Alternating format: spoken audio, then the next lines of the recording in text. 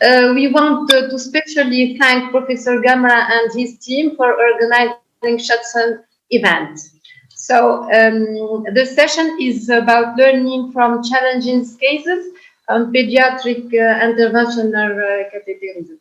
So Professor Qureshi and Professor Mario Carminati, it's a great honor to have you among us. Elias, you are our friend and the great interventional catheterism in pediatric cardiology. So Professor Qureshi, you can begin this session. Thank you.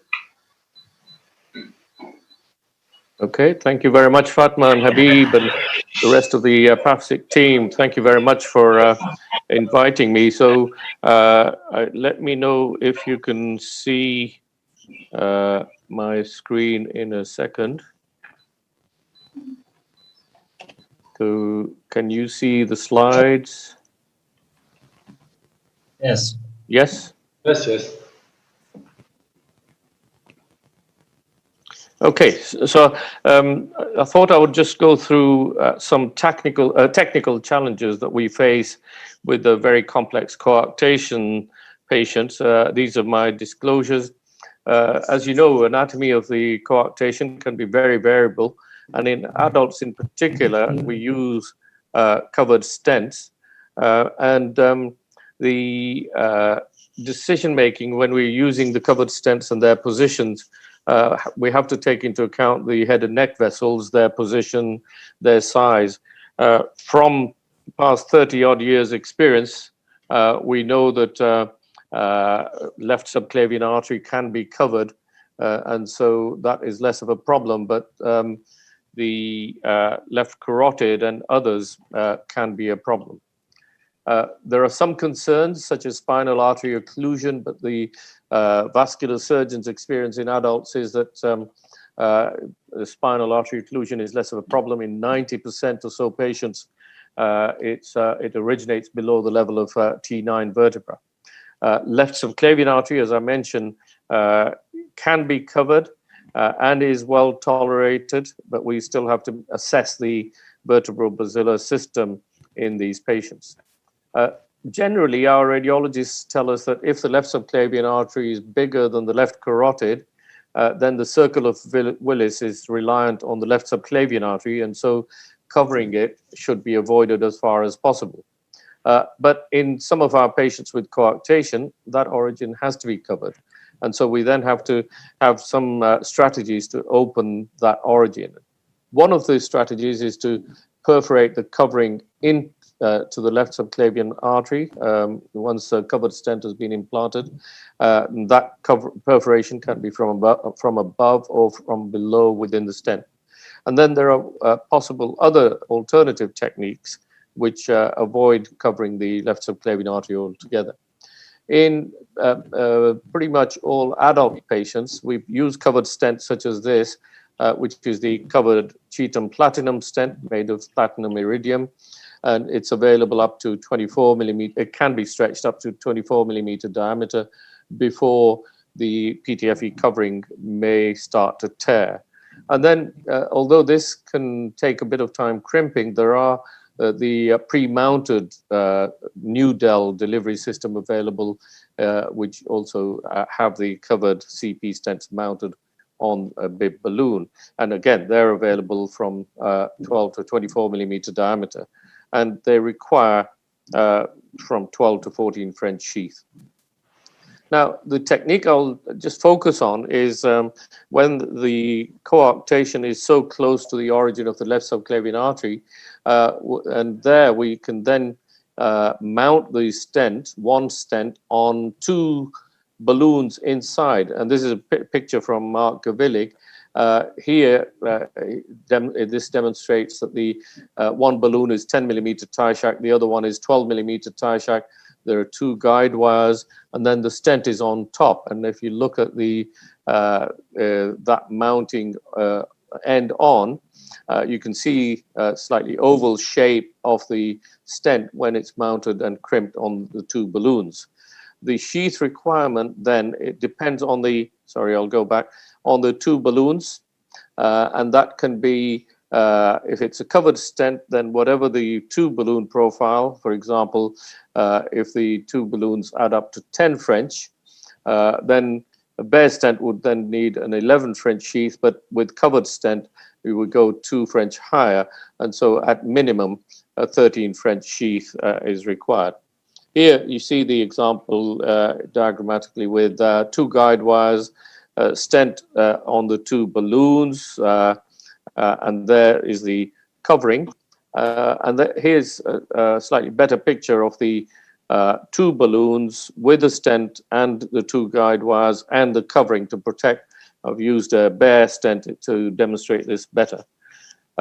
So here's a patient who has a complex coarctation. As you can see, the origin of the left subclavian artery is bigger than the left common carotid artery origin, and the coarctation is really pretty much adjacent to the origin of that left subclavian, so, and it near atresia. And so if we were putting a covered stent, which is the plan here, we inevitably we're going to cover the origin of that larger left subclavian artery. So in this sort of patient, what we do is get the sheath in place, the required Mullins sheath, have 1 guide wire placed in the ascending aorta, and you can see here a catheter being maneuvered then just above the sheath tip into the left subclavian artery, and then a guide wire is passed into the left subclavian artery, and then the stent mounted on the 2 balloons is pushed forwards. And so 1 tip of the balloon will go over this guide wire, the other tip of the balloon will go over this guide wire.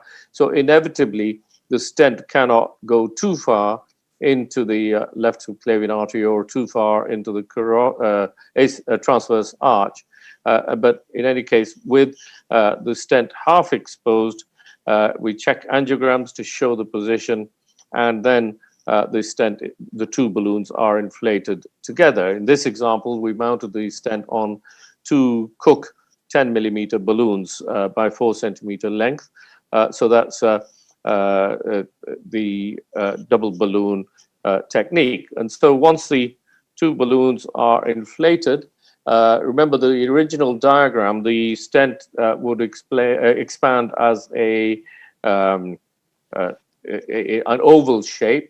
And so here you can see the check angiogram with the balloon still in place, where the stent protrudes into the left subclavian and into the aortic arch.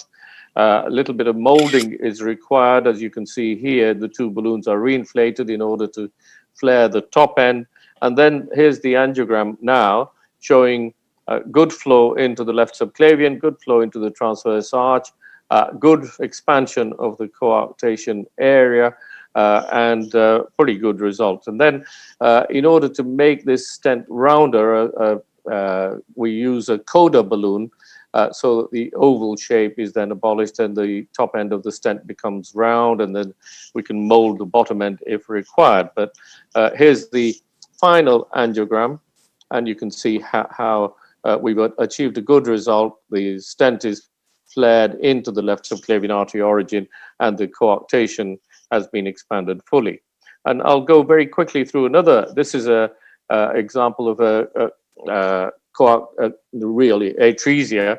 And in this patient, we attempted perforation with a coronary wire, soft end, as well as a stiff end. You can see here from above, it's gone into the wall of the descending aorta, so that's not very good. So from below, we tried the stiff end, and it went outside the aorta. So we had 2 or 3 wires in different positions outside the aorta until we got a better position. So eventually we managed to perforate with a coronary wire into the stiff end of the wire, and then snared it. That allowed the catheter to be pulled up. There's the exchange wire now, an Amplatz wire.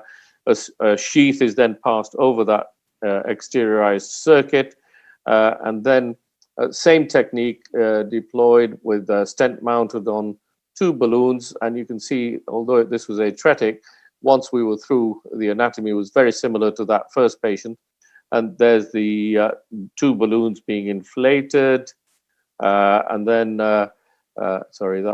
there's the two balloons being inflated, and then the stent, in this case, we half covered it when inflating the top end, and then eventually expose the rest.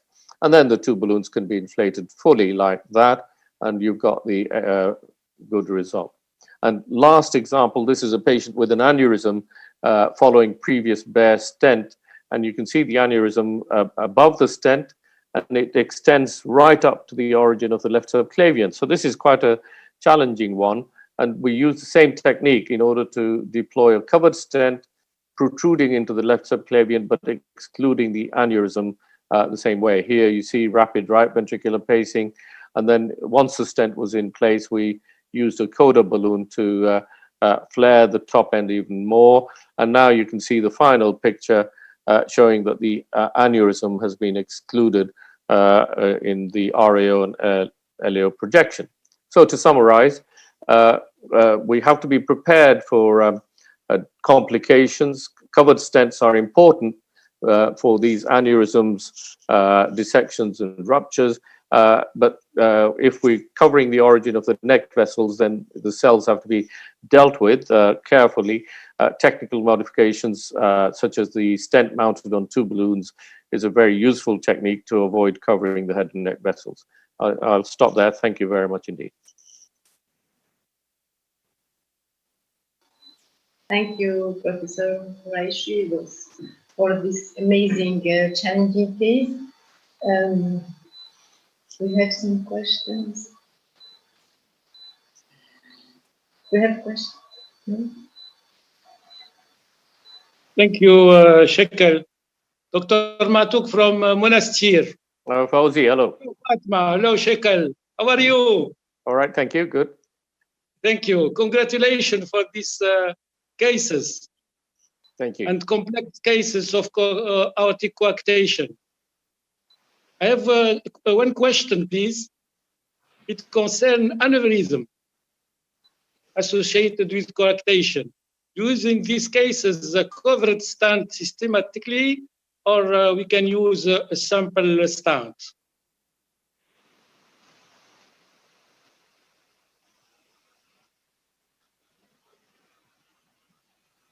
Shaq, you're muted. You're muted. Sorry. So are you talking about aneurysm after previous intervention, or is the aneurysm there as a native problem? Because if the aneurysm occurs after previous intervention, then sometimes more than one covered stent is required. You may, in order to exclude the aneurysm completely, and that could be 1, 2, 3, or even 4 stents may be required. But they can be dealt with by using the covered stents.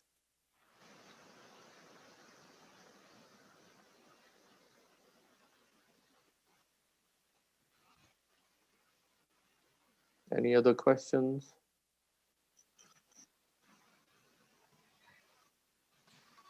Fatma, otherwise we can keep going. We can say hi to Alain. Hi to Madame Bourzel.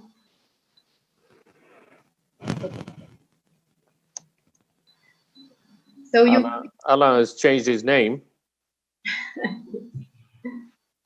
Okay, you continue, Professor Qureshi. Leave the other. Okay. Can I just? Yeah, sure. Hello? Yeah, go ahead. Please, congratulations for this very bright presentation. My question is about, did you have to adjust the shape of the aorta of the stent after using the two balloons, or did you leave it like this as an oval shape, with an oval shape? Yeah, no. So the stents are, when you inflate the two balloons, they're oval shaped. So you have to use the either a single balloon of the appropriate diameter, or what we use is a coda balloon made by Cook, and that makes the whole stent round. Thank you. Yeah. Okay, so I think it's if we shall we keep moving then, I think, because otherwise we'll overrun. So it's my pleasure to ask Mario, an old friend, Mario Carminati from Milan, and he's going to show us sapien pulmonary valve implantation guided by 3D printed model simulation. Mario, all yours. Thank you very much, Jacques. Can you see me and my screen? At the moment we see you, but not the screen. I'd like to thank you, Jacques and Habib and Fatma, for letting me taking part of this nice meeting. And I don't think you are seeing me and see my screen, correct? We don't see the screen, we just see you. Well, I just try to share my screen, but it's not possible.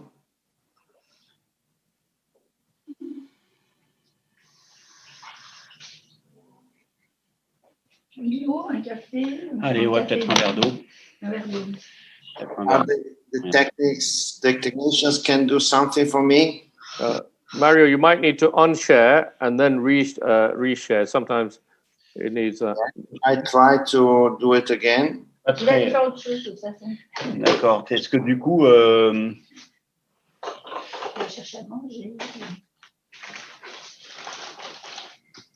alors je voulais qu'il après Mario parce que sinon, alors tu sais que nous on est quand même en train de, puisqu'il va parler des valves. Alain, can you mute your? Yeah. Oh.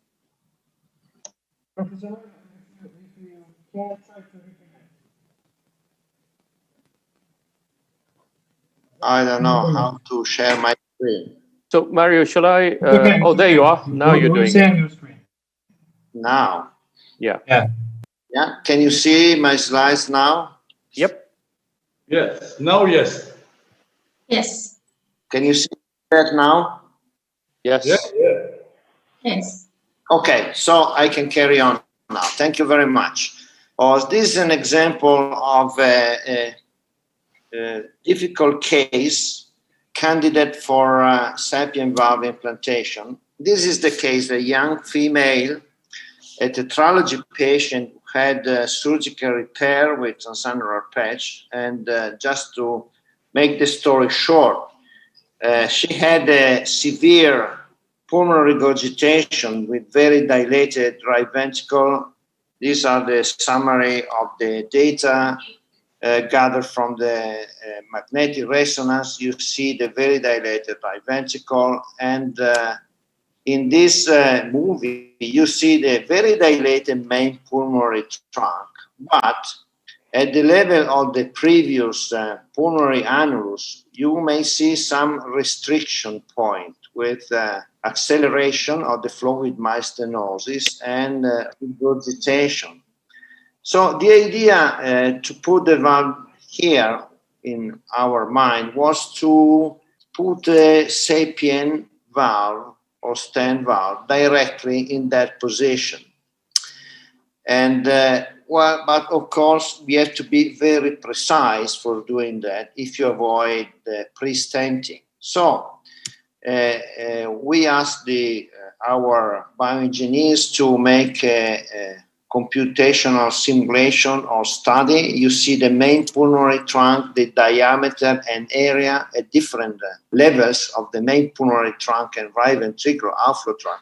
And again, you may see that the junction between the right ventricular outflow trunk and the main pulmonary artery, the vessel is restricted, hopefully enough to maintain a stent valve stable.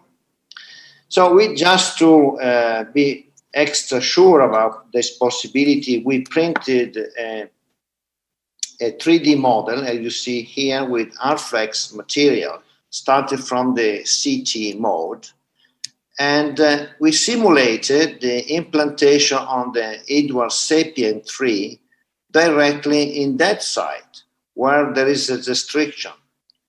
You may see how the stent is expanding in that position, and you may see how the stent is placed in that position, nicely sitting with the round shape of the stent, as it's supposed to be when implanting the sapien valve. Because as you know, the hydral sapien valve is a tissue engineer valve, and to be sure that the leaflets are going to work properly, you have to expand properly the stent to achieve a round shape of the stent. So in that 3D model, we did implant the valve very nicely. And we thought that it was possible to replicate this procedure into the real patient.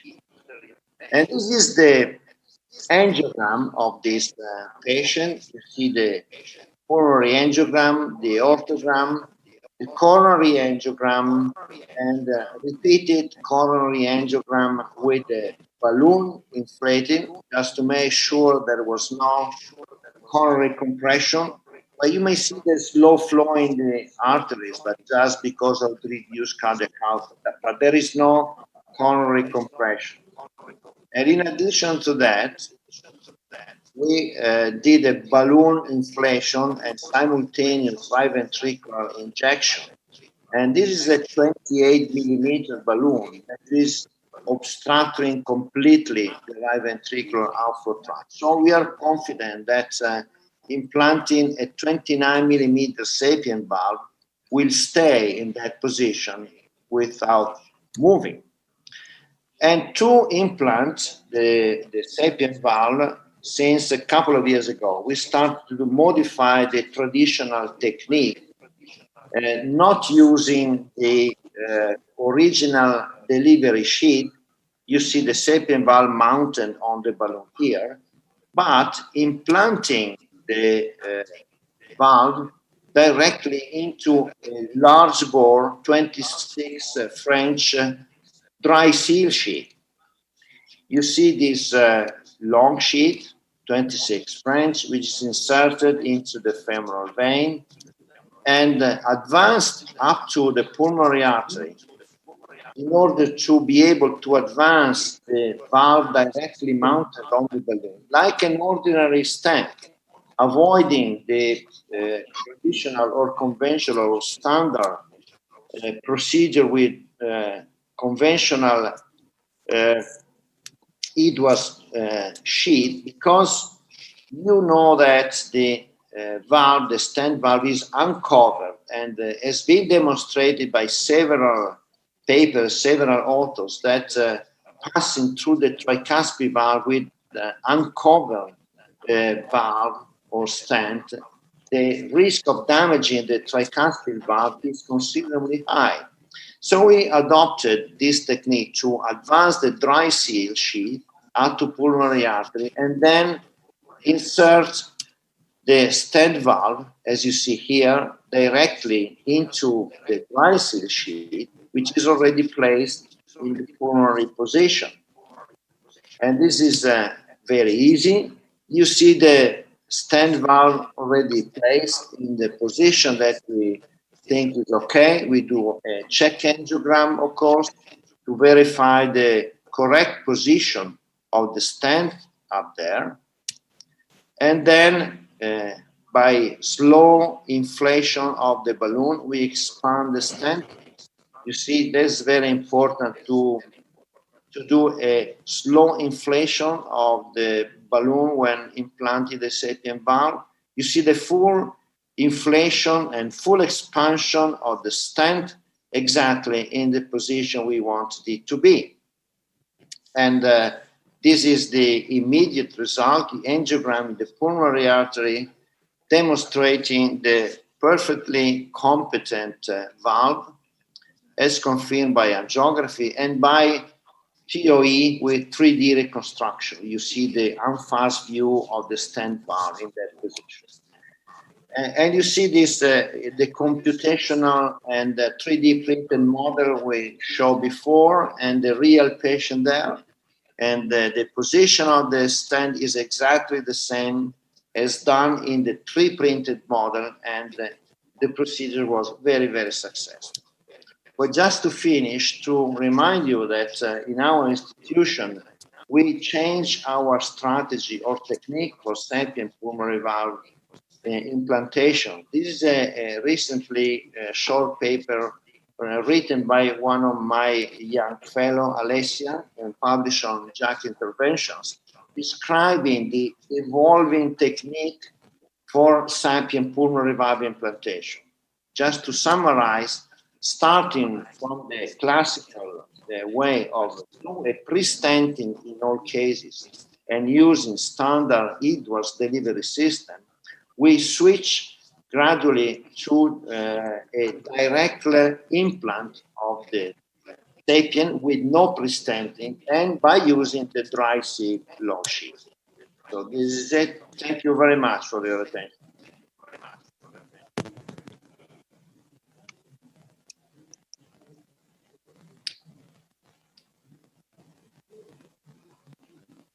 Jacques, I cannot hear you. Thank you. Yeah, Mario, thank you very much. Excellent use of new technology. Thank you for bringing us up to speed. So are there any cases where you think the 3D simulation may give you a false sense of security at all because of the anatomy? Actually, where we do not do 3D printed model in all cases, of course. We did it some time ago that it was, I think, very helpful. But nowadays, we do actually just a computational simulation and not doing a 3D printed model. But in some occasions, even in Europeans, the real or pseudo-real model may be helpful actually in managing catheters, sheath position, wire position, etc. Yeah. And are there any cases where you think, just based on computational simulation, that you have to do pre-stenting at all? Well, usually when you have a free regurgitation and no pulmonary branch stenosis, we carry on direct implantation of sapien. But in some cases, of course, if there are some, for example, stenosis of one or both pulmonary branches, you have to stand there before implanting the valve. So in those cases, we have to change the strategy and stented the pulmonary branches first before implanting the sapien valve in a pulmonary position. Yeah. Okay, thank you. Any other questions from panel before we move on? We have to try and make up for time. If not, thank you very much indeed, Mario. Thank you. And so we go on to the next talk, but Alain Fraisse is between cases, so he wanted to go next. So if it's all right, Elias, is that all right with you if we ask Alain to talk about PDA closure in preterms? Is that all right, Elias? I don't know. I thought that it was planned that I will be the next speaker now, no? Yes, but Alain has a patient to do, so I was just asking you if it's okay if we... Oh, of course, fine. Okay, thank you. So Alain, so thank you very much. You're obviously very busy with cases at the moment, but so we won't waste too much time. PDA closure and preterm neonates. Alain. Sorry, I can't hear you. Can you hear me? Yes, we can hear you. Okay. I'm going to try to share my presentation. To share my screen. Can you see my screen? Yes, we can. Sorry, for some reason I cannot hear anyone. Well, we can hear you, and I think everybody else can hear you. Yeah. Alain, can you hear me? It's Mario speaking. I hope you can hear me. Yeah, we can. I have no. Okay, all right. So I'm gonna start. Alain, you changed your name from Alain to Hélène. So well, I don't have any feedback. So I hope you can hear me. If not, just WhatsApp me, Jacques, please. but I'm going to start right now. So my talk is about our experience to close PDA closure in premature babies. And this is a bit provocative title for my topic, because this is true that we haven't operated a duct electively for many years for now.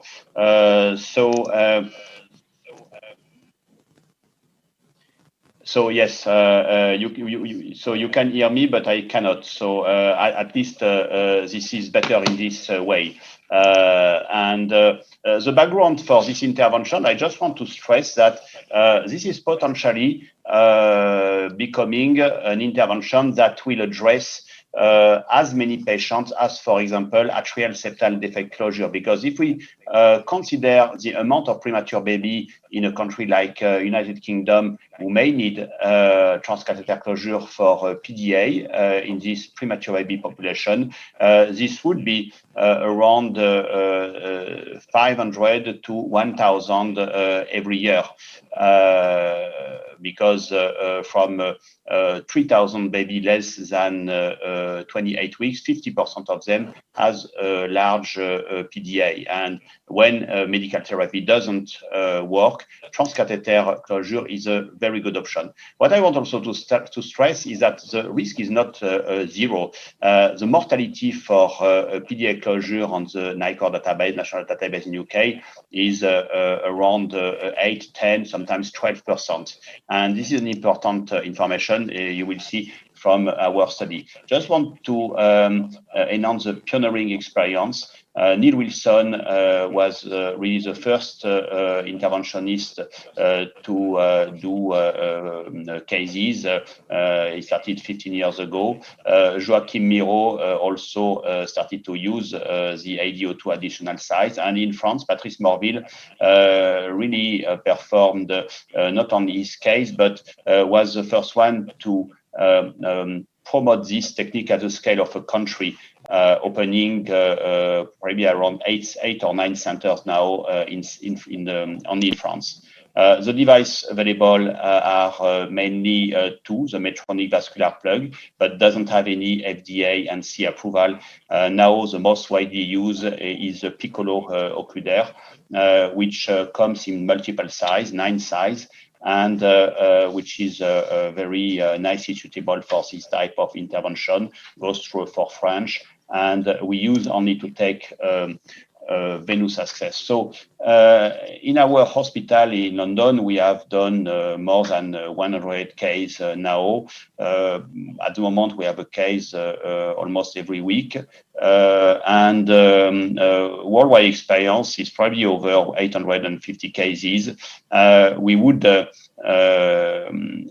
are some limits for the Piccolo occluder, but with the help of the other device, especially the vascular plug 2, we can manage to do most of the cases. Just a quick case example, 1.5 kilo baby with a large duct. You can see on the lower screen, and functional mitral regurgitation. So this type of case, we do only 1 angiogram. Now, this was one of the early cases in 2016 or early 17. We do mainly, we do only on angiogram in these cases, and we can close the duct with 5-2, and this is only guided by echocardiography. So you can see there is, we check that there is no left pulmonary artery stenosis, and we can also appreciate that there is no LPA stenosis and no coarctation and no aortic obstruction as well. So the baby is sent usually the same day in NICU. So we can have more challenging cases, especially less than 9 or 800 grams, and especially when these babies are very sick. You can see the chest X-ray of this one, and very big duct, and usually technically it is easier. I should also mention that we always get the femoral vein access under Doppler guidance. This is a very important to do that, or to avoid any local complication. And you can see usually with a coronary wire, you can easily cross in lateral view the right ventricle and PDA as well. Hand angiogram here, and then the measurement, this is from the US paper, and I think this is not completely accurate, because you can see on my lower screen when there is X2 here, this is a measurement in our lab, but this is a measurement that is wrong, because this fetal type duct, you have a lot of space towards the pulmonary artery. So what is important is really to use this space. And when you have a long duct like that, it is not 6.91 millimeter, but it is more than 10 millimeter. You can use a 4 millimeter device. When you have a duct that is less than 10 millimeter, it is usually a 2 millimeter central waist. And in this baby, we made a mistake because we positioned first 5.2 because as you could see on the previous echo, it was a big duct, and you can see that there is a coarctation, but no damage because obviously the device is not released, and we can immediately change with 4.2, as you can see here, and the echo now is showing an excellent result with no coarctation, no left coronary artery stenosis. So sometimes it is difficult to judge which device you're going to have to use only with the echo. And this patient had absolutely an excellent result and was dramatically improved. So this is a little bit the limit, because above 4 millimeter, 4.5 millimeter, the piccolo occluder is a bit too small sometimes, but this is more or less the largest size we can use, which is a 5.4 in this 1.3 kilo. And when you can have this, I would say, oblique deployment with, you can see that there is some retention restriction, and this baby is going to have his duct successfully closed with 5.4.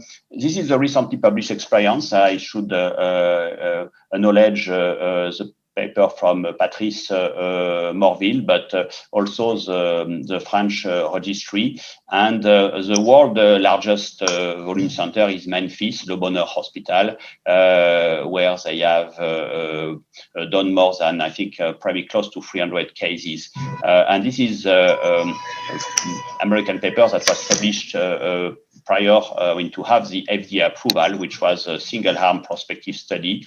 And they did 100 cases less than 2 kilo and 100 cases over 2 kilo with good results.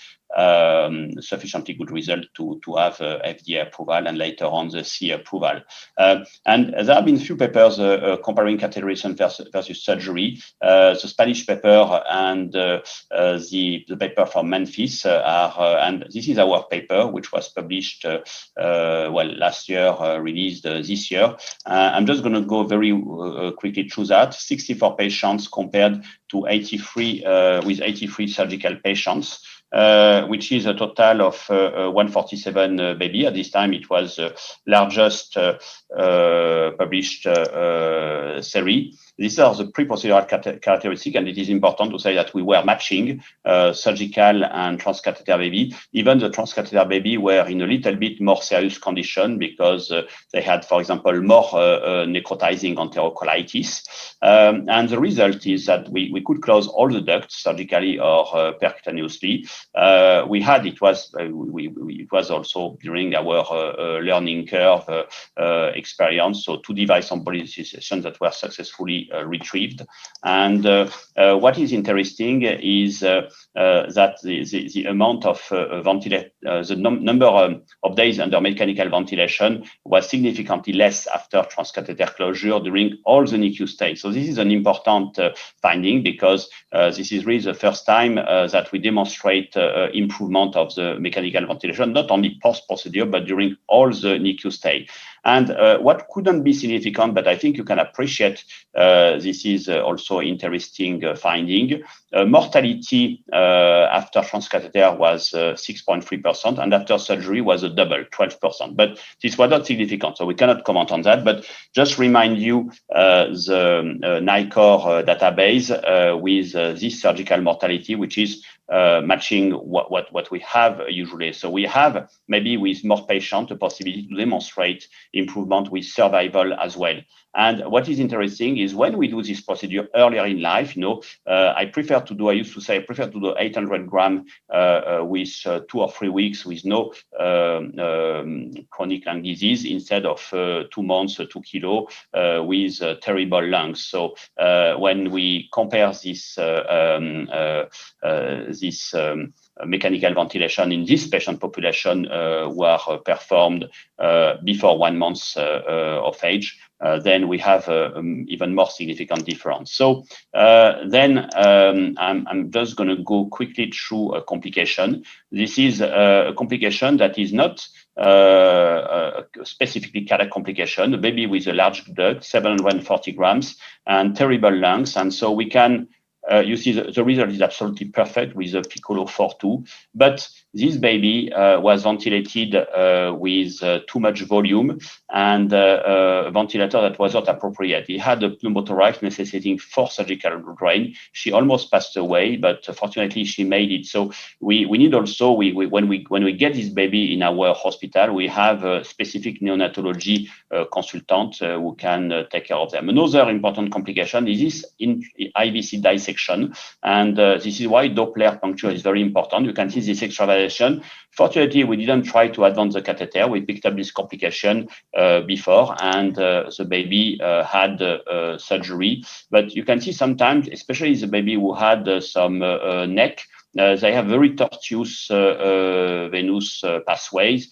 And there was also at least 1 reported death for IVC dissection from a Memphis group. So this is a complication that is not frequent, but we have to take care about that. Tricuspid valve trauma, you can see here, we did not have any serious tricuspid valve trauma. There are several techniques using a microcatheter, but what we can say is the outcome is generally favorable. You can see 6 months after, the tricuspid regurgitation is much less. Coarctation, again, if it is just because if the device is properly implanted, just because of protrusion of the device, you can see a mild coarctation here. And 1 year later, the baby doesn't have any coarctation because this flexible device has a symmetrical disc, and usually with patients grow, those complications can disappear, unless, of course, there is a true protrusion of the device. But then this is misposition of the device, which is different. So LPA stenosis, similarly, after 1 year, you have no more LPA stenosis. I'm almost done. Device embolization, this can be retrieved with the small Piccolo can be retrieved even with Cobra 038, and when it is 5.2 or 5.4 like that, we need 4 or 5 French Cook flexor. Limit of the Piccolo is, sometimes you can have very large duct, especially in baby over 1.5 kilo. In this baby, this was too large for a Piccolo, and we ended up implanting vascular plug. So 8 millimeter vascular plug and even 6 millimeter vascular plug can be also used as an alternative in a bigger duct. So outcome of complication is usually good, but we need to have the awareness of this and be very careful. So it's a safe and effective technique. The majority of premature baby can benefit from this. And this is important to involve a full team, not only cardiologists, but also neonatologists, anesthetists. There is improved morbidity as compared to surgery. It may also offer a shorter hospital stay when performed earlier in life. And clearly, there is a potential for big volume of patients if this technique is optimized. There are several centers who are involved in France, in UK, and we hope to carry on. And this is a recently published review we've done with neonatologists, which address all these issues with these babies. Thank you very much. Right, Alain, thank you very much. Can you hear us at all? I hope I can hear you again, because I had maybe I'm going to close my stop sharing, and I can potentially maybe. Okay, I'm going to stop. because this happened when I was starting to share my presentation. So maybe. So can you hear us at all, Alain? Alain, can you hear us at all? Obviously not. So it doesn't look as if we're going to have much discussion, although that was an excellent talk, Alain. Really important talk, some important guidelines about... Well, I'm sorry because this is not my screen, so I guess I will not be able to answer any question. If there are burning question, Shaq or Fatma, you can call me on WhatsApp. Okay. All right. So let's keep moving then. Fatma, do you want to introduce next speaker, which is going to be who's going to be Elias?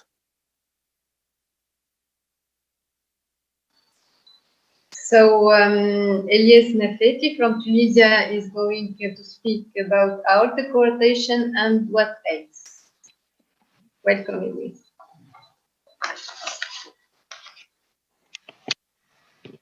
Thank you very much, Fatma. Do you hear me? Yes, we do, Elias. And you see the screen? Yeah. Thank you very much. First of all, I want to thank the Pafcic organization committee for their kind invitation. And we will be back to aortic coarctation.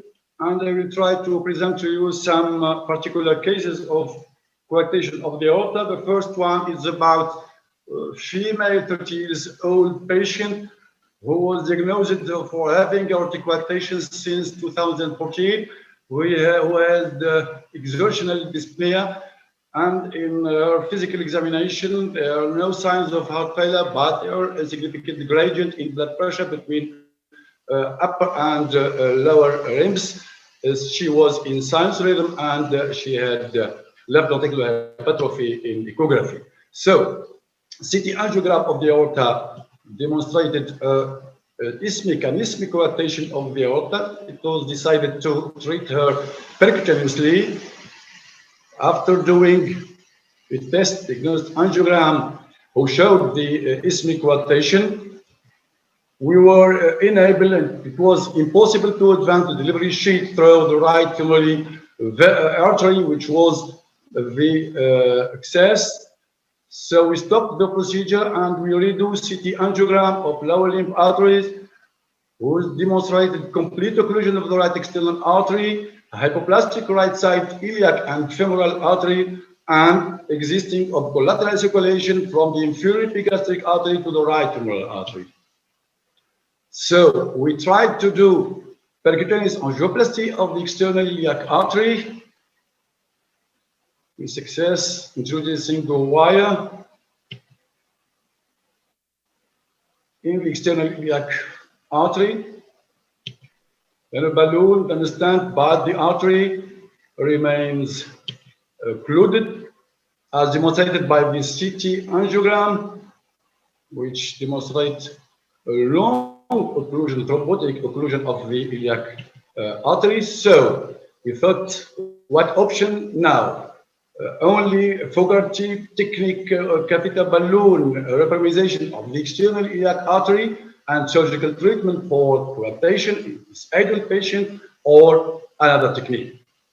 So we decide to treat the occlusion of the external iliac artery by bypass graft on the aorta, the femoral artery, and with surgeon we begin by doing the proximal anastomosis of the prosthesis to the aorta, progressing then the uterine sheath and the stand for the coarctation.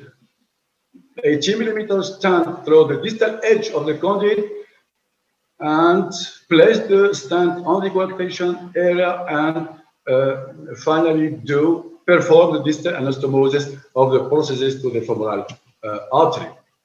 The second case is also a young 29 years old lady who was operated on at the age of 5 years to close NASD, and she was diagnosed at the adulthood having arterial hypertension. CT angiogram showed ischic aortic coarctation, and the radiologist talks about in the report about permeability and normal iliac arteries. So we decided to treat him by stenting, CT angiogram showing severe significant ischemic aortic coarctation.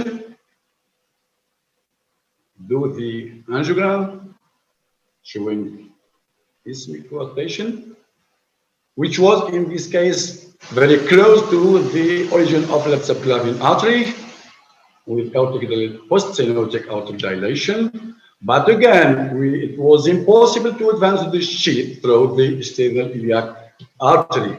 And again, we redo a CT angiogram, which showed this time short thrombotic occlusion of the external iliac artery, but very hypoplastic abdominal aorta, which was about only 1 centimeter diameter, and a very hypoplastic iliac and femoral artery axis.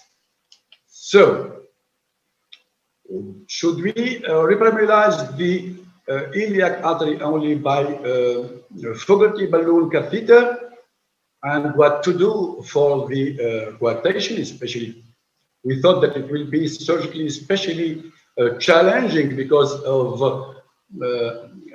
the anatomy, the very close left subclavian artery to the coarctation area. So again, we decide to do as the previous case, an aortofemoral bypass graft and angioplasty of the aortic coarctation by the stent surgical access to the iliac aorto-iliac axis, and advancing the sheath and the stent until the coarctation area.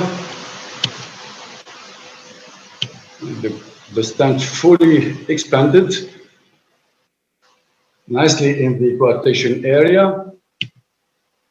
And at follow-up, the patient is asymptomatic with significant reduction of her blood pressure level, and in transthoracic echo, we show almost no gradient, no significant gradient below the aortic isthmus, and a well-placed bare metal stent with patency, normal patency of the left subclavian artery. Third and final case was a 17-year-old boy with who already experienced subarachnoid hemorrhage with cerebral aneurysm and was diagnosed to have arterial hypertension.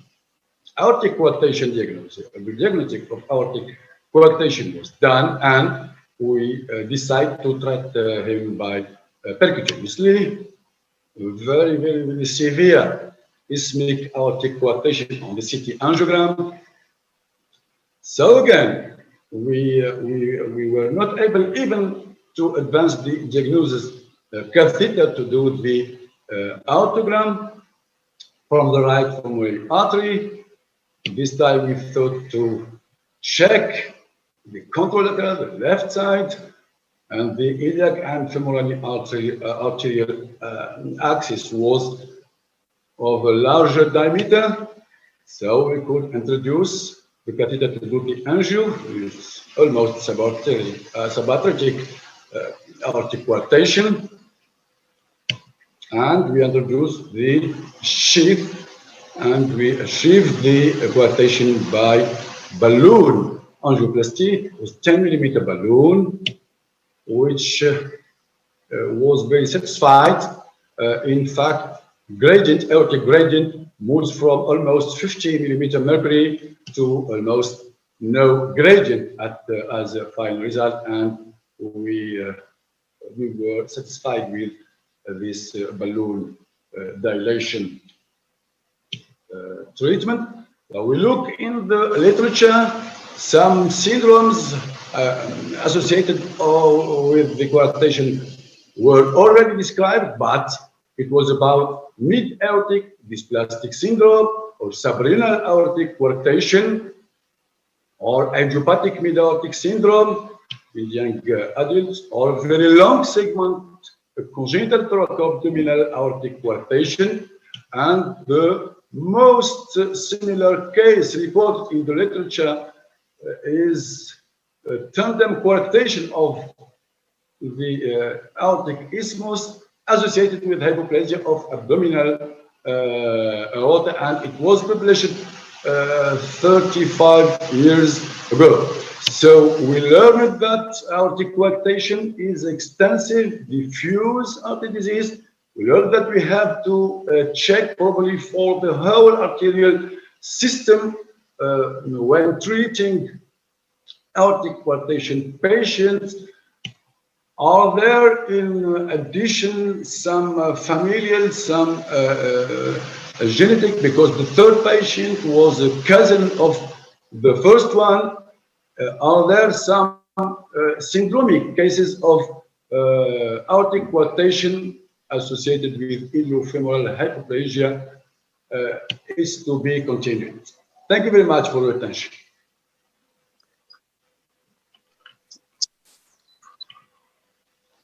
All right, thank you very much, Elias. Excellent series of cases, very challenging. Are there any comments or questions from anybody? Because these are very difficult cases, especially when you have peripheral vessel, either hypoplasia or occlusions. And we've done pretty much what you did, which is the surgeons introduce a graft in the on cutting down on the iliac artery, and that allows you access above any potential stenoses or occlusions, and then you can do the intervention on the coarctation. But if they're generally hypoplastic, it's a big problem. Are there any questions, Fatma, or anybody? Any questions? Because if not, thank you very much, Elias. So let's keep moving, because Habib was worried about the time for the program. So I hope Jean-Claude Ambassa from Cameroon is there. And if he is, he's going to talk to us about challenges of PDA closure in a place like Cameroon. Very important topic to cover. Jean-Claude, can you hear us? And welcome.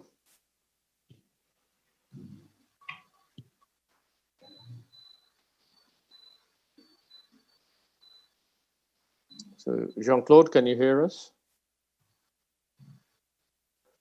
Are those Jean-Claude's? Hello, can you see me? Can you hear me? We can hear you, but not see you. Can you see my slide? Yeah, you're on slide 17, if that's what you wanted to start on. Okay, now you're at the beginning. Okay, if you could carry on now, Jean-Claude. Okay, thank you very much for giving me the opportunity. And I will thank Professor Habib and the Board of Directors of Pafcic 2020 for giving me the opportunity to present the challenges on PDA percutaneous closure in Cameroon. Before I give you the challenges that we have in Cameroon, let me show you a little bit the center where we do the procedure. You can see very well there with the green sheet, the new center that Bambini Cardiopathy Mondo gave to Cameroon, and then you can see the map of Cameroon where that center is located. Yes. You can also see inside what the fruit of that collaboration gives to us is our theater and the intensive care unit is there. And of course, our CAD lab with the 4 hands that have been animating this procedure since 2010 when we started the procedures. Yes, the reason of showing you these images was just to let you know that since 2 years, have a serious problem with the separatists there in the Anglo-Saxon zone, and then where the CAD lab is located, and we have not been able to go on with the procedure because of the active social war. So coming back to the challenges that we had there in PDA closure, I have three cases that we had some challenges. You can see this slide that we have a 23 years old female patient that we saw. Yes. Jean-Claude, can you switch to full screen on your presentation rather than the slide? Go to slideshow and then speak a bit nearer to the microphone. If you press slideshow. Yeah, just a second.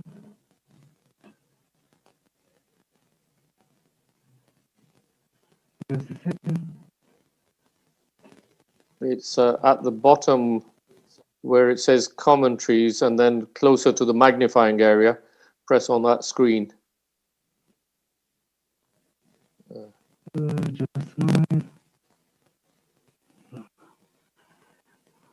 You know where the slider is for magnification, it's just to the left of that.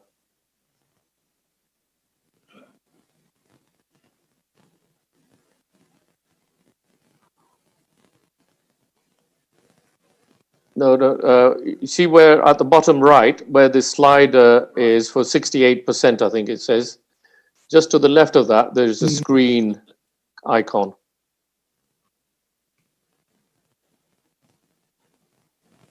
On the bottom, please. On the bottom of the screen.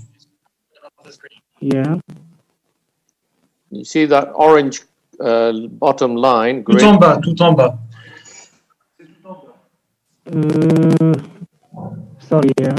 68%, do you see where it says magnification side? Bottom yeah, right. Yeah, yeah. Just to the left of that, there is a screen icon. Right of that. What? À droite. To right. Next one, or on the right. Yeah. Yeah. Press that. Press it. Okay, thank you very much. There you go. Is it better now?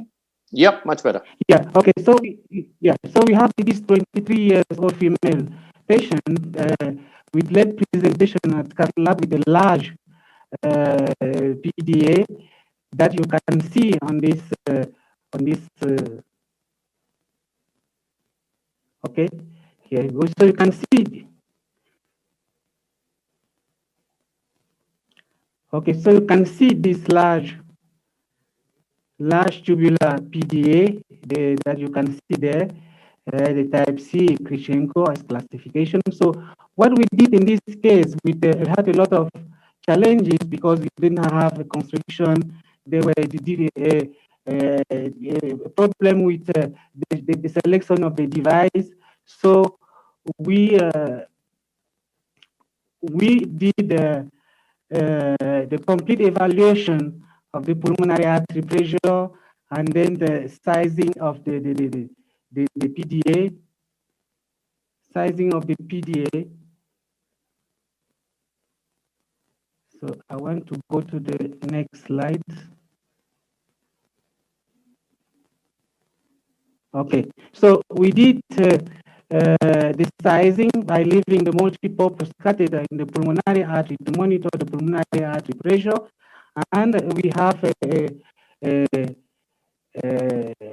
complete size of the 10 millimeter,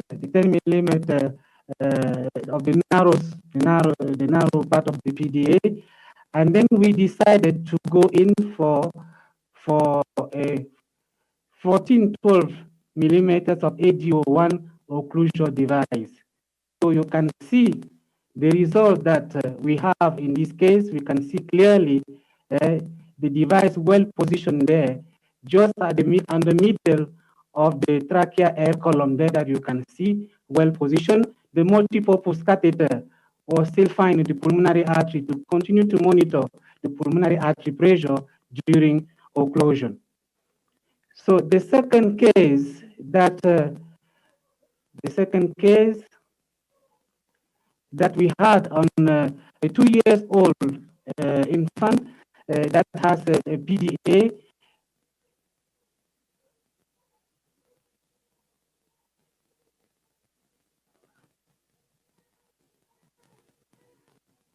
Just a moment.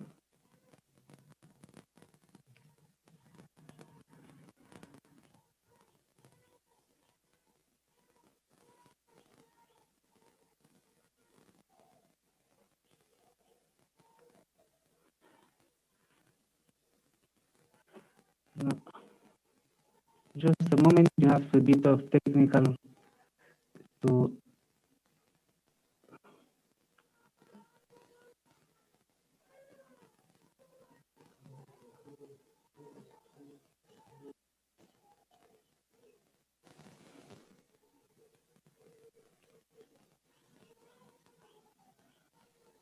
Okay, this is the case.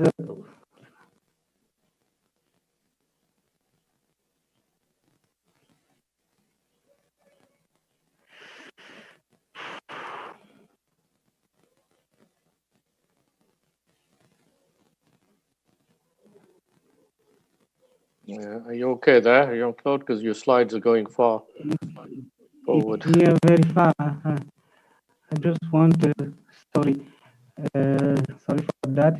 Yeah, yeah. So this is the images. Okay. Yeah. So this is the 2 years old infant that has these challenges, this challenge case of type E PDA, which is giving very challenging technical challenges for closure. So we went in after giving all the measurement of the narrow part of the duct and then the aortic ampulla. We also decided to go in for a 6-4 ADO device that you can see in this image that you can. But the surprising situation that we had here after the deployment of the retention disc, after the deployment of the retention disc, you can see all the system in the pulmonary artery far away from the landmark, the trachea air column from the landmark there. So we recapture all the system, and then we use a trick in this case. We use a trick, so that is the super tip that we introduce within the device to give the stability of this device at the landmark, and this is the results that we have by pulling back the stiff wire progressively. So this is what we have, pulling back progressively to give the stability of this device there at the landmark, and we finally release the device and giving this result that we can see there. The last case that I will give for this challenging is a 29-year-old adult patient that also came with late presentation with a large PDA that we give all the evaluation of the right heart catheterization with the normal pulmonary artery pressures, and we went in for measuring the duct of 8 millimeter of the duct. So we decided to go in for a 10-8 ADO device, and this is the result that you are seeing there with the device which immobilizes in the pulmonary artery. We stabilize this device, and then the next image can give you, it was recaptured, and then finally we went in after the resizing of the PDA. We got a 10 millimeter of the narrow width, and we then place the muscular 10 millimeter muscular device that you can see sitting there, and then this is the final result that we have in this patient. So sorry for all the technical inconvenience that we have in this presentation for Cameroon. These are the 3 cases that I thought I can share with the eminent professor, eminent panelists that are there, the experience that we had in Cameroon. Thank you very much. Okay, Jean-Claude, thank you very much indeed for sharing those very challenging cases. And one of the problems, of course, is the limitations of devices as well, isn't it? So you have to improvise in selecting the devices. Are there any questions from the panelists or attendees? Is Dora there? Good morning, good evening, everyone. Yes. We have very nice, challenging cases, but no question for this time. Okay. So Jean-Claude, so do you have a wide availability of devices? Because there are some ducts that are medium size and long, where AVP2 plugs may be better utilized than the normal ADO1 type of device. Or do you not have the AVP2 plugs? Jean-Claude, you're muted.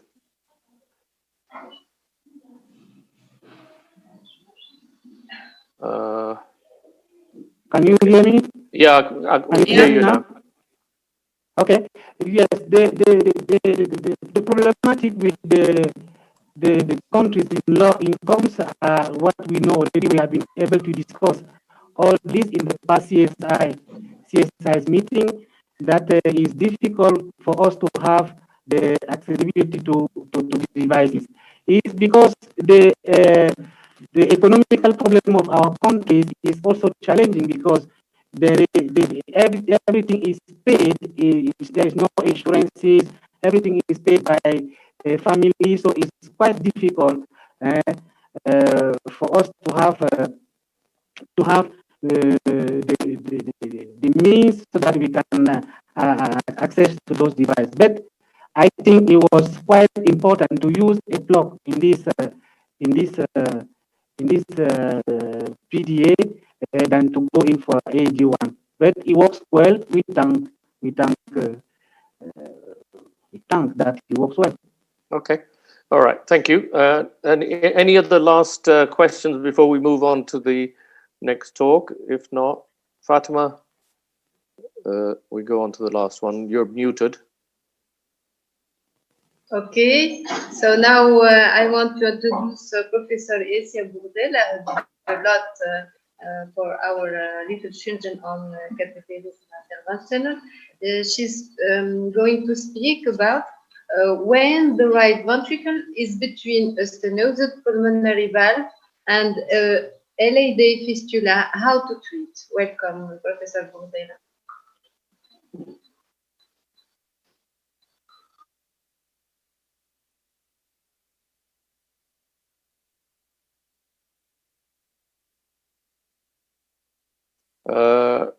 Are we muted? You're muted.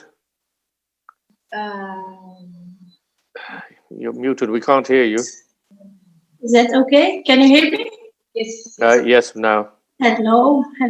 So first of all, I wanted to thank Habib for inviting me to be part of this new edition of the Pafcic. And today I wanted to share with you a very special case, a patient who had a right ventricle which was squeezed between a stenosed pulmonary valve and an LAD fistula. How could we treat? Just to remember that the congenital coronary artery fistulas are abnormal connections between either one or both arteries and a cardiac chamber or great vessel. They usually drain to the right atrium, the right ventricle, or occasionally to the coronary sinus or the left side of the heart, and they are not very frequent. They can be single or multiple, and they can be associated with cardiac abnormalities like phytotetralogy, atrial or septal defects, or pulmonary stenosis.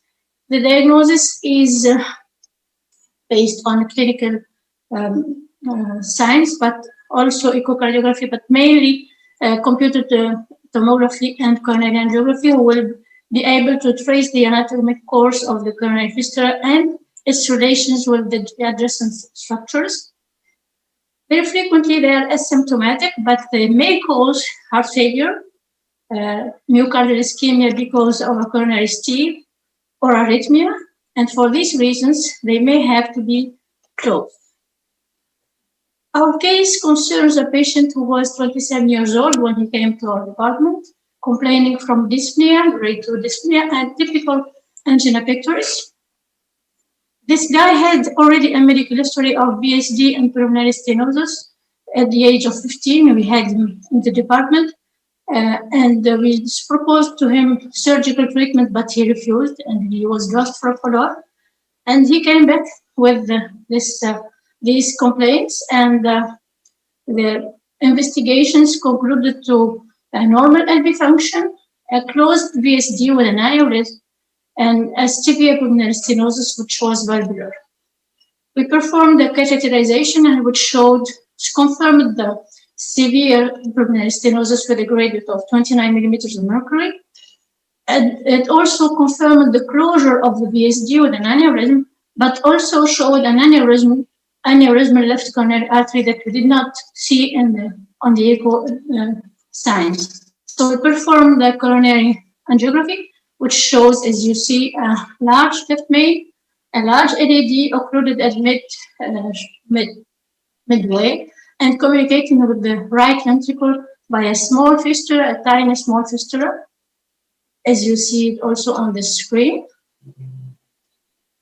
So we decided, of course, to treat this patient because he had a pulmonary stenosis and a coronary fistula responsible of ischemia or myocardial ischemia. But and we proposed percutaneous treatment because both these reasons were suitable for this type of treatment.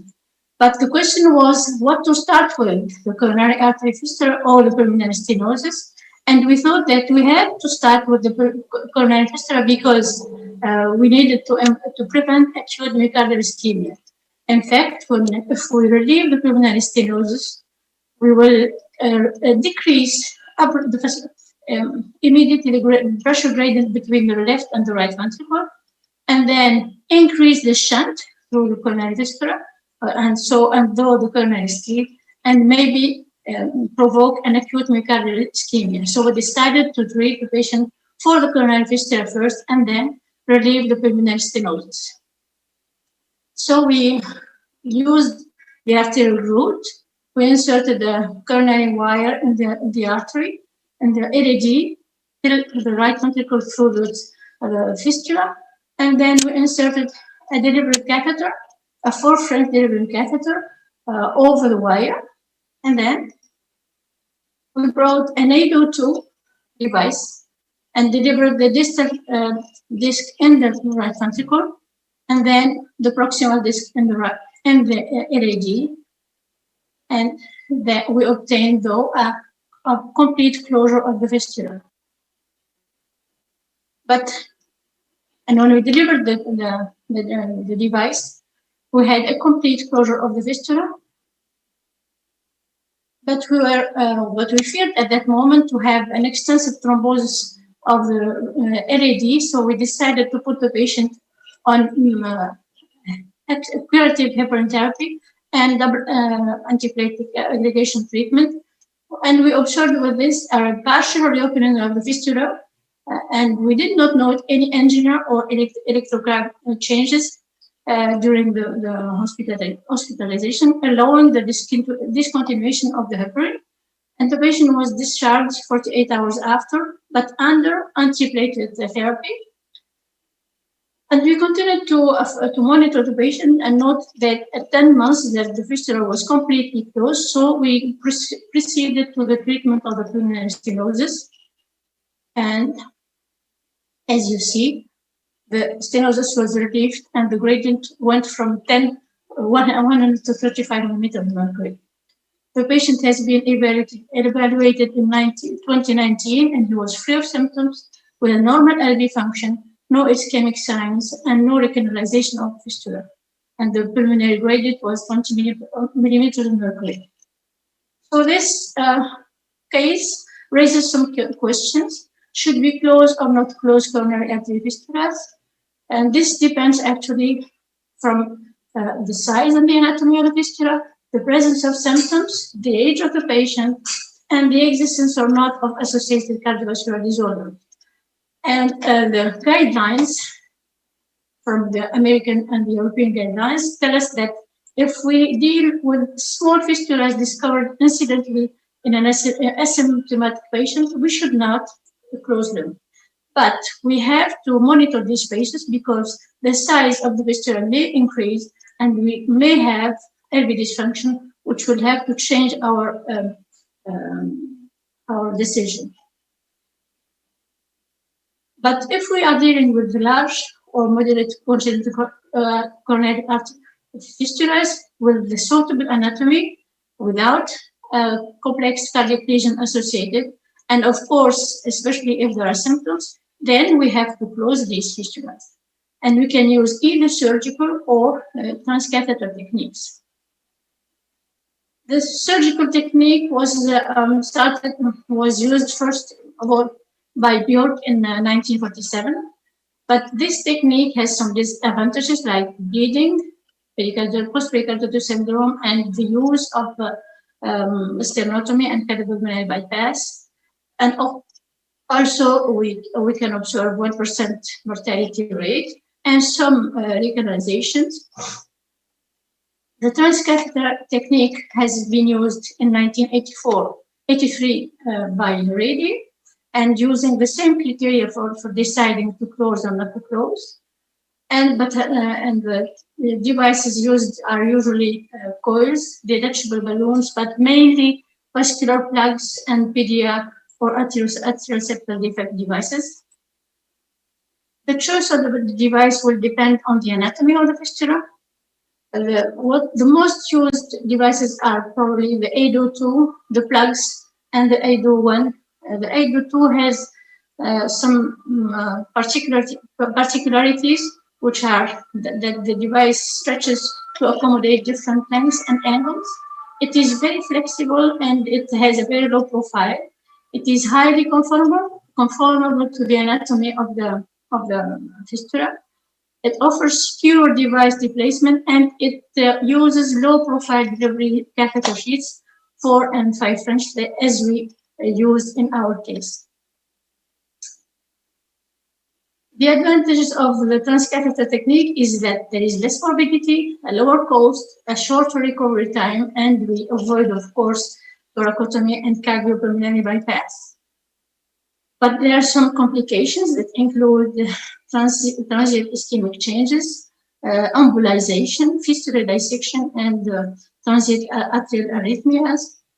In our case, the choice between transcatheter and surgical intervention was controversial, but both lesions were suitable for transcatheter treatment, so we did choose this technique, and we expected lower risk for a procedure compared to surgery. About the use of the technique, do you go through the arterial or the venous route? In this case, we choose the arterial route because we thought it's an easier access. The fistula was not very large, so we could use a tiny symmetric device, which is not aggressive to the coronary arteries. And the procedure was, of course, simpler this way. The venous route has to be preferred if the fistula is very large and we have to use a large device, if the anatomy is complex, and if we have to use an asymmetric device. What to start with, and as we said, in this case, the relief of the pulmonary stenosis would have created an abrupt decrease of the gradient, pressure gradient between the coronary artery and the right ventricle, responsible of an abrupt increase of the coronary steal with acute myocardial ischemia. So we went to use to close the coronary artery before first. Concerning the results of transcatheter technique, there are excellent procedural success rates in the literature, but limited information about the short and long time prognosis. However, there are some cases of large recanalization which could be treated also by percutaneous technique. So in conclusion, I would say that the successful result of the percutaneous closure of coronary fistula in our patients suggests that this technique is feasible and is a safe alternative compared to surgical ligation. But the standardization of this approach requires study of a great number of cases and with longer follow-up periods. Thank you for your attention. Thank you. Thank you, Professor Bordella. Thank you. Okay, are there any questions? Because that's a very interesting combination of lesions that you have to deal with, and a little bit of a dilemma. But the obvious thing to do is deal with the coronary fistula first, and you've done it right. The main risk, as you showed, was thrombosis extension proximally. And so you really have to be very, very careful about anticoagulation, be prepared for thrombolysis if there is an acute presentation of ischemia during the follow-up period. And then gradual remodeling would occur over a period of months or years.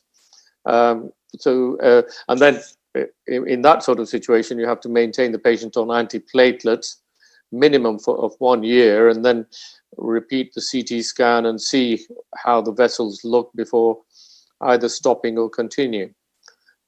Any comments from anybody with fascinating case?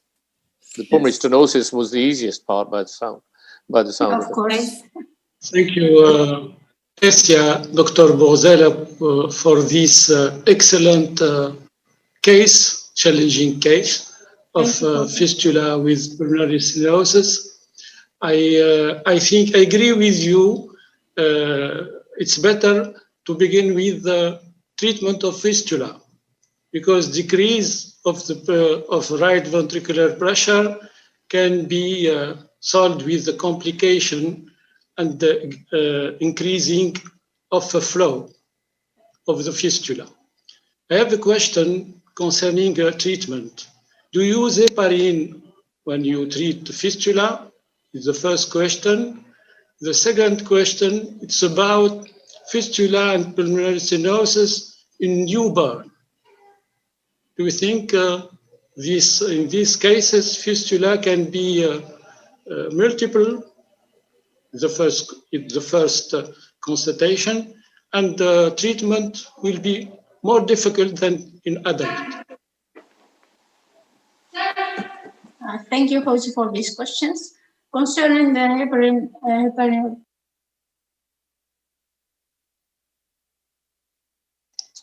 you've gone mute again. You're muted. Yeah, you're muted.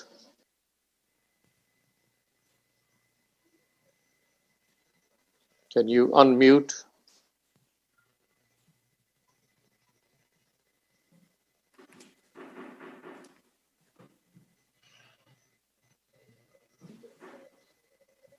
You'll have to unmute yourself.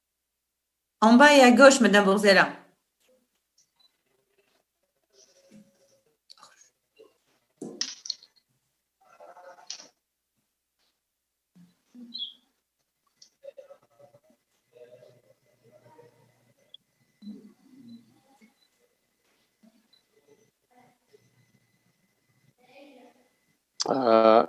yes, If not, sorry.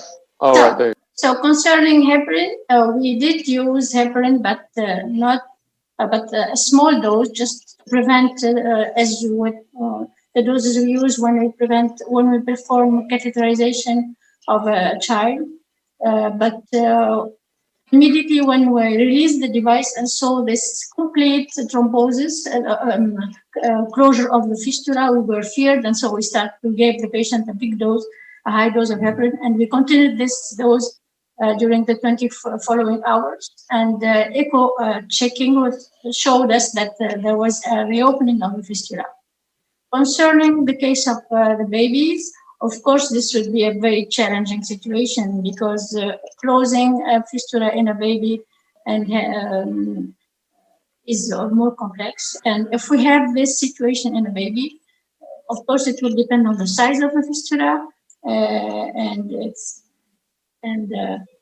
I don't think that we can perform the same thing. If this fistula is very small, maybe we can proceed to the treatment of the pulmonary stenosis, but every case will have to be examined exactly, and the decision has to be taken according to the importance of either lesions. I don't know what Professor Qureshi will have as opinion.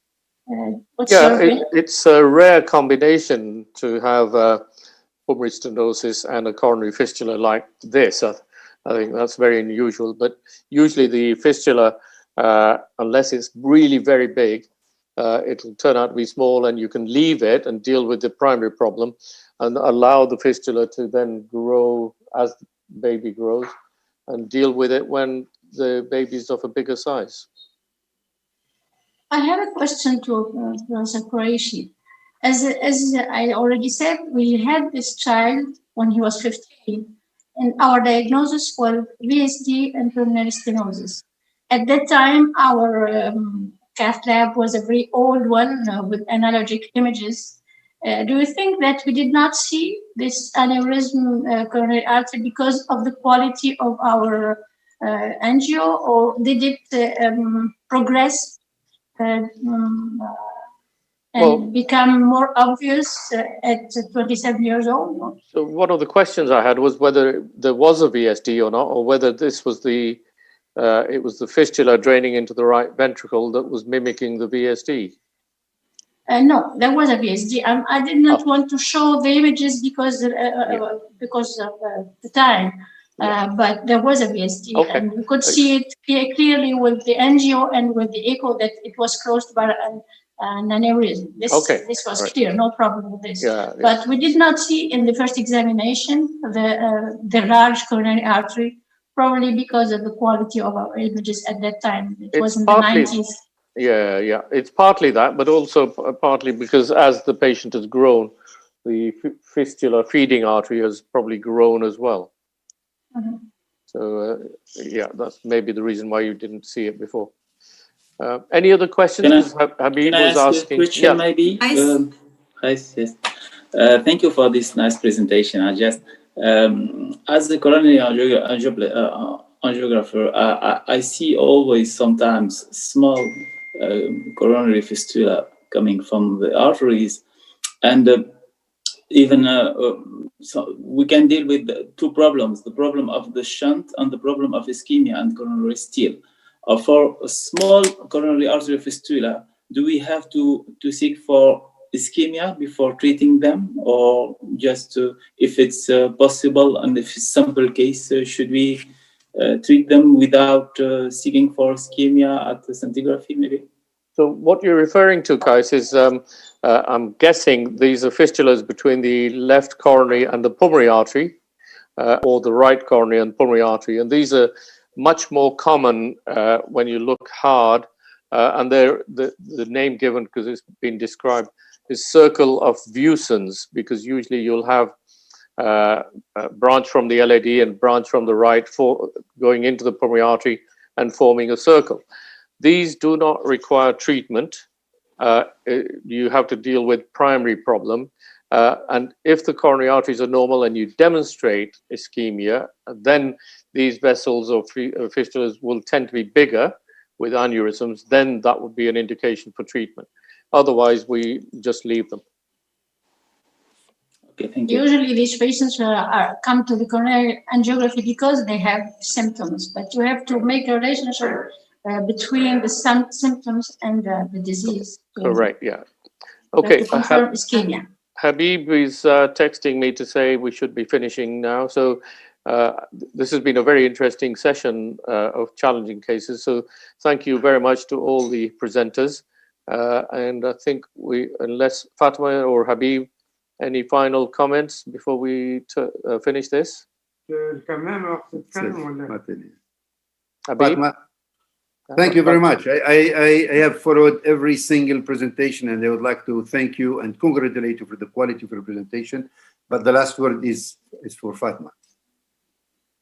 The last word is to thank everybody, to thank you, Professor Gamra, and to say hi to Professor Farhat.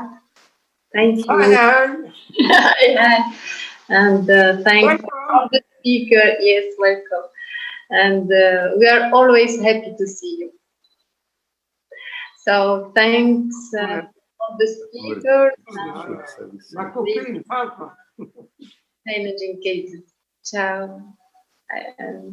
Okay, ciao. Thank you very much. Ciao in italiano.